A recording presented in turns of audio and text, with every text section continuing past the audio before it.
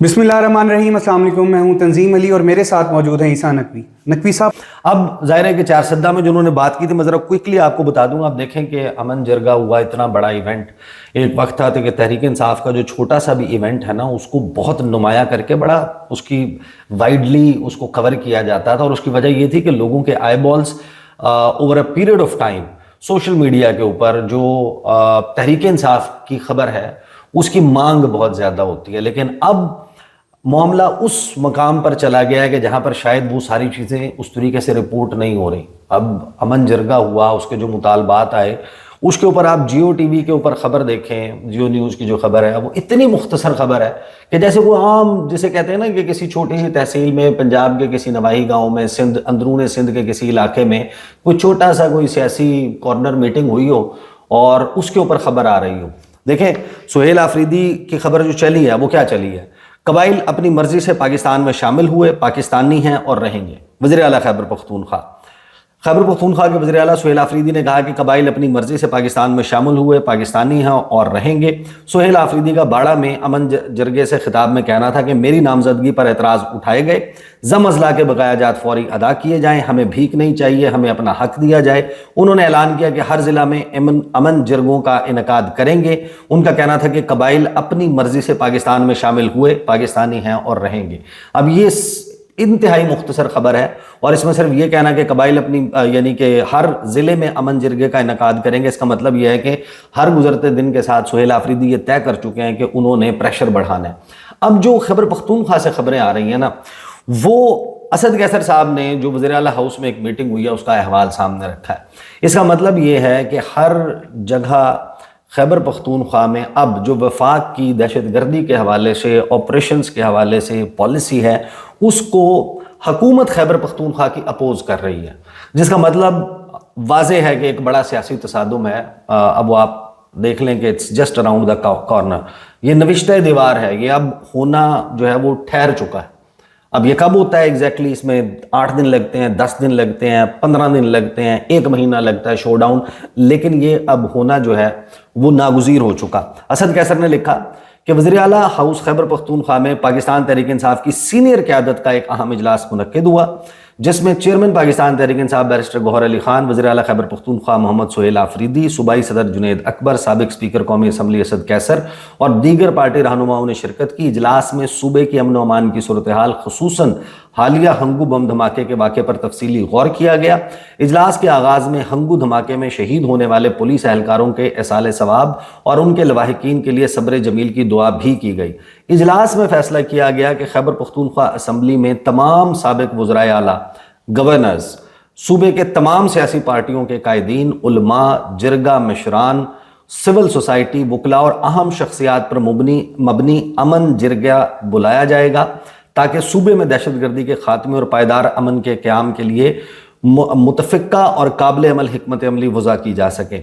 इजलास के शुरका ने इस बात पर जोर दिया कि खैबर पख्तूनख्वा पुलिस ने दहशतगर्दी के खिलाफ जंग में बेमिसाल कुर्बानियाँ दी हैं और आज भी दहशतगर्दों के खिलाफ सफ़े अव्वल में डटी हुई है।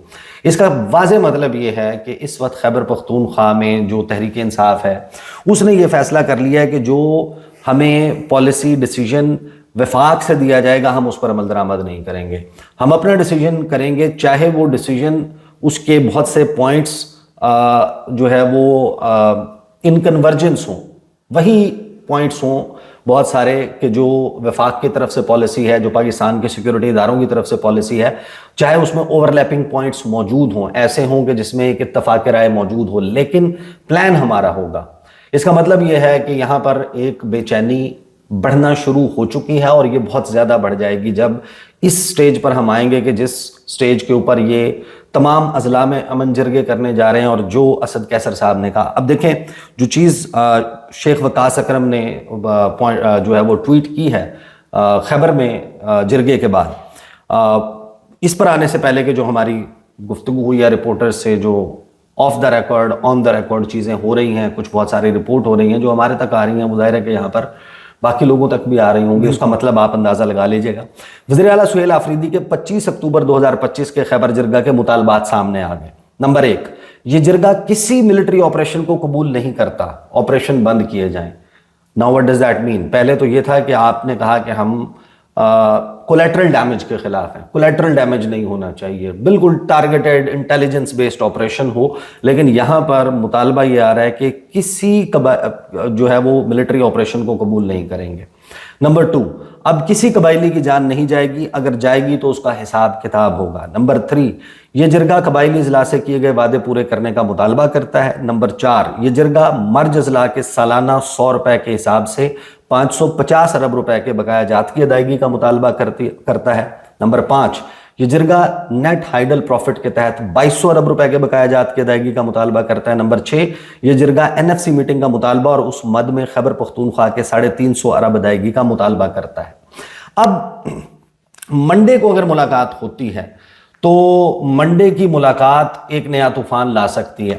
منڈے کی ملاقات اگر ہو جاتی ہے تو یہ آپ ذہن میں رکھیں کہ جو اسلام آباد ہائی کورٹ ہے اس نے جب یہ فیصلہ دیا کہ ملاقات کروائی جائے سہیل آفریدی کی, اور ساتھ ہی دوسرا جو فیصلہ دیا گیا, جو فیصلہ آیا وہ جسٹس اعجاز اسحاق کا جو آرڈر تھا رول 265 کو سیٹ اسائیڈ کرنے کا.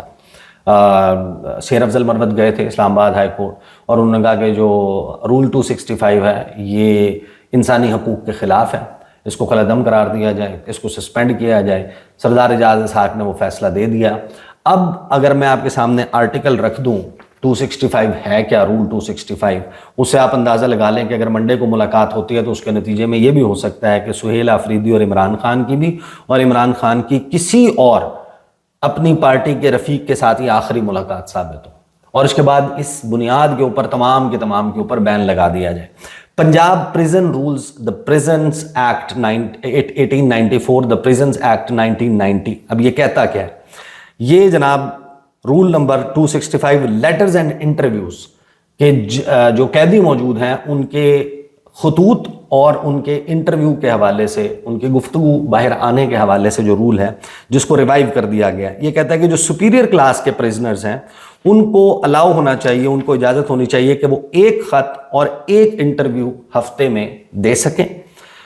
Both the letter and interview are interchangeable, کہ یا تو وہ خط کے ذریعے اپنی بات سامنے لا سکیں یا پھر انٹرویو کے ذریعے اپنی گفتگو جو ہے وہ باہر لا سکیں. On urgent occasions such as deaths or serious illness, کہ اگر کوئی بہت زیادہ بیماری ہے یا کوئی موت ہو گئی ہے ان اے پرزنرز فیملی, کسی قیدی کی فیملی میں, خاندان میں کچھ ایسا ہو جاتا ہے, یہ رول ریلیکس کر دیا جائے گا. اس کی جو ہے وہ تعداد بڑھائی جا سکتی ہے, ملاقاتوں کی تعداد بڑھائی جا سکتی ہے, ان کے انٹرویوز کی یا لیٹرز کی تعداد جو ہے وہ بڑھائی جا سکتی ہے. جو نمبر آف پرسنز جو ایک پرزنر کو کسی بھی ایک ٹائم کے اوپر جن کو ملاقات کی اجازت ہوگی وہ زیادہ سے زیادہ 6 ہوں گے. آپ دیکھ رہے ہیں کہ 6 لوگوں کی لسٹ جاتی ہے تحریک انصاف کی طرف سے جن کی ملاقات ہوتی ہے. جو ڈسکشن ہے of political matters shall not be allowed at these interviews, یہ ہے وہ پوائنٹ کہ کسی بھی قسم کی سیاسی معاملات کے اوپر گفتگو جو ہے وہ ان انٹرویوز میں جو ان کی ملاقاتیں ہوتی ہیں اس دوران نہیں ہوگی. The subject matter of all letters shall be strictly limited to private affairs and shall not contain any reference to prison administration and discipline, other prisoners or politics. سیاست سے متعلق کوئی بات نہیں ہوگی. Publications of matters discussed at interview or of the substance of letters received from prisoners shall entail the withdrawal or curtailment of this privilege. کہ یہ جو اجازت دی جاتی ہے کہ ملاقات کر لیں 6 لوگ جا کر, اگر اس میں سیاسی نوعیت کی بات ہوئی تو اس کے نتیجے میں جو جیل انتظامیہ ہے, جو سپرنٹینڈنٹ ہیں, وہ ان ملاقاتوں پر پابندی کا فیصلہ بھی کر سکتے ہیں. لہٰذا سہیل آفریدی اگر عمران خان سے ملاقات کرتے ہیں اور اس ملاقات میں ظاہر ہے کہ سیاسی نوعیت کی بات ہوگی, اس میں وہ عمران خان سے پالیسی گائیڈ لائن لیں گے, اس میں عمران خان سے پوچھیں گے کہ میں نے کابینہ میں کس کو لینا ہے, کس کو نہیں لینا, ہم نے کیا اسلام آباد کی طرف کوئی مارچ کرنا ہے, ہم نے کوئی احتجاجی تحریک چلانی ہے, عمران خان کے ضمانت کے کیسز نہیں لگ رہے, القادر کا کیس, اس کے حوالے سے پھر توشہ خانہ 2 کے آؤٹ کم کے بعد کیا کرنا ہے. ان تمام معاملات کے اوپر عمران خان سے انہوں نے سیاسی معاملات پر بات کرنی ہے, اور پھر وہ آ کر اگر باہر بات کریں گے تو وہ آپ سمجھ لیں کہ ایک ٹریپ ہے. جو منڈے کی ملاقات ہے جس کی اب رانا ثناء اللہ نے اندیا دیا ہے کہ منڈے کو یا ٹیوزڈے کو یہ ملاقات ہو جائے گی, تو اس کے نتیجے میں آپ یہ دیکھیں گے کہ اگر تو سیاسی نوعیت کی کوئی بات ہوتی ہے, بلا وجہ تو نہیں آیا نا اسلام آباد ہائی کورٹ سے فیصلہ, اگر اس رول 265 کو بحال کیا گیا ہے تو اس کو استعمال بھی تو اب کیا جائے گا نا, اب استعمال کیا جائے گا. اب آ جائیں وہ جو گفتگو اس وقت ہو رہی ہے کہ فار ایگزامپل یہ ملاقات نہیں ہو پاتی, پیر کو بھی نہیں ہو پاتی, منگل کو بھی نہیں ہو پاتی, تو اس صورت میں جو خیبر پختونخوا گئے ہوئے ہیں رپورٹرز, وہ یہ بتا رہے ہیں کہ سہیل آفریدی نے یہ تو ڈسکلوز نہیں کیا کہ وہ کیا اعلان کرنے جا رہے ہیں, لیکن یہ انہوں نے بڑے واضح طور پر کہا ہے کہ میں ایک ایسا پلان اناؤنس کرنے جا رہا ہوں, ایک ایسا منصوبہ, ایک احتجاج کی صورت میں ہو سکتا ہے. اب یہ ظاہر ہے کہ ہر ایک کا اندازہ ہے, بہت سارے لوگوں نے اندازے لگائے ہیں کہ اس میں کیا ہو سکتا ہے, اس میں راستے بند کرنا ہو سکتا ہے, اس میں پہیہ جام ہو سکتا ہے, اس میں شٹر ڈاؤن ہو سکتا ہے, اور وہ پھر محدود صرف دعویٰ ان کا یہی ہے کہ خیبر پختونخوا تک, پشاور تک اور خیبر پختونخوا کے اضلاع تک نہیں رہے گا. اب وہ اس کو کس حد تک امپلیمنٹ کر پاتے ہیں, لیکن وہ یہ کہتے ہیں کہ 29 تاریخ کو وہ پہنچیں گے توشہ خانہ 2 کے موقع پر اڈیالہ جیل کے باہر, اور وہاں پر وہ یہ پلان اناؤنس کرنے جا رہے ہیں. دوسری طرف یہی رپورٹرز جو مختلف ملاقاتیں کر چکے ہیں سہیل آفریدی سے بھی اور دیگر تحریک انصاف کے لوگوں سے, وہ یہ دعویٰ کر رہے ہیں کہ ایک پلان ہے جو بنا لیا گیا ہے, جو آل آؤٹ پلان ہے. اب وہ آل آؤٹ پلان, اس پہ 2 قسم کی رائے موجود ہیں. ایک رائے یہ ہے کہ عمران خان سے اس کا اپروول لیا جائے, عمران خان اس کو اپروو کریں, جب ہی اس کو امپلیمنٹ کریں, کیونکہ اس کے نتیجے میں معاملہ اس نہج پر جا سکتا ہے کہ جہاں پر خیبر پختونخوا میں تحریک انصاف کی حکومت نہ رہے, اور حکومت نہ رہنے کے بھی پھر آگے مختلف پاسبلٹیز ہیں. ایک یہ کہ پی ٹی آئی کا چیپٹر مستقبل قریب کے میں کلوز ہو جائے خیبر پختونخوا میں, اور جو وفاق میں حکومت میں موجود جماعتیں ہیں وہاں پر حکومت بنانے اور چلانے میں کامیاب ہو جائے. اور دوسرا یہ ہوتا ہے کہ جس میں ایک کمپلیٹ کیوس کی طرف یہ صوبہ چلا جائے, اور وہ ایک ایسی سچویشن ہے جو ایز سچ تحریک انصاف کو بھی سوٹ نہیں کرتی, یہاں تو کسی جماعت کو سوٹ کرتی نہیں ہے. اب اس کے اوپر دوسری رائے یہ ہے کہ عمران خان سے تو آپ جب بھی اپروول لینے جائیں گے, عمران خان کو دوسری بات کر سکتے ہیں, عمران خان سے اس پلان کی اجازت لینے کی ضرورت نہیں ہے, ہمیں اپنا ہر وہ کام کر دینا چاہیے اب کہ جس سے آپ عمران خان کے لیے کوئی گنجائش نکال سکتے ہیں. تو معاملہ یہاں پر پھنسا ہوا ہے, جس کی وجہ سے میں آپ کو بتا رہا ہوں کہ شہر اقتدار کی فضاؤں میں بڑی بے چینی ہے. اس تمام معاملے کی فائر فائٹنگ کے لیے, اس حکمت عملی کے لیے کوئی بندوبست آلریڈی موجود نہیں ہے, ماں سوائے اس کے کہ ایک بات جو بار بار کی جاتی ہے کہ ایمرجنسی کا نفاذ ہو سکتا ہے, گورنر راج ہو سکتا ہے. اب اس کے لیے بھی آپ کو پتہ ہے کہ صوبائی اسمبلی کی قرارداد ریکوائرڈ ہوتی ہے, اور وہ اتنا آسان کام نہیں ہوگا, معاملہ کیوس کی طرف ہی ہے. اب آخری وقت یہی ہے کہ اگلے 48 گھنٹوں میں, 72 گھنٹوں میں, اس ملاقات سے پہلے, اس ملاقات کے بعد کوئی ایسی صورت نکل آئے کہ جس میں کچھ معاملات کے اوپر درمیانی راستہ یا ایک ایسا پوائنٹ نکال لیا جائے کہ جس میں کنورجنس ہو اور چیزوں کو افہام و تفہیم سے آگے بڑھایا جا سکے.